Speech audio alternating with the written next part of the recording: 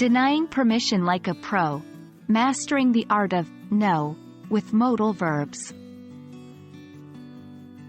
Hello everyone, and welcome to today's video. I'm thrilled to be with you on your journey to mastering English. Today, we're diving into an exciting topic: denying permission with no and modal verbs. This is a crucial part of our broader series on modal verbs for permission. Get ready to learn how to politely and effectively say no when someone asks for your permission. Before we dive into our main topic, it's important to review what modal verbs are. These are special verbs in English that we use to express various states of reality like ability, necessity, obligation, and permission. Some common examples include can, could, may, might, shall, should, will, would, and must. In the realm of permission, modal verbs play a crucial role. When we want to deny permission, we often use modal verbs like cannot, must not, or may not. Let's explore each of these. 1. Cannot. Cannot is the most straightforward and common way to deny permission. It signifies an absolute no. Example: you cannot use my computer.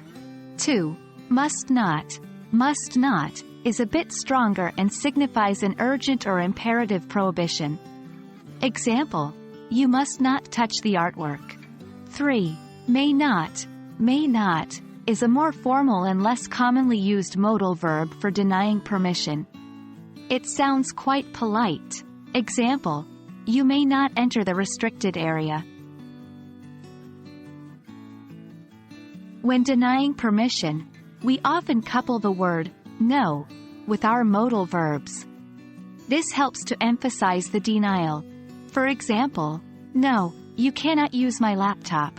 No, you must not play with the scissors. No, you may not leave the room without permission. These phrases ensure the listener understands that the action they wish to perform is not allowed. While no is direct and clear, it can sometimes come across as too harsh.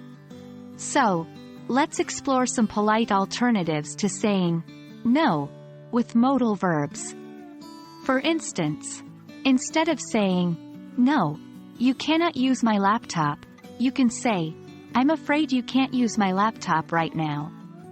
Instead of saying, no, you must not play with the scissors, you can say, I'd rather you didn't play with the scissors.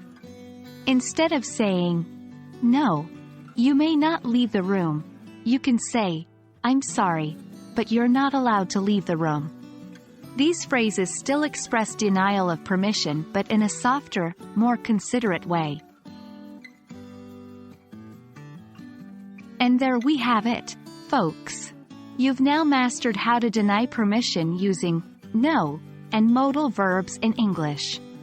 Remember, the key is to be clear and respectful in your denial. I hope you found this video helpful.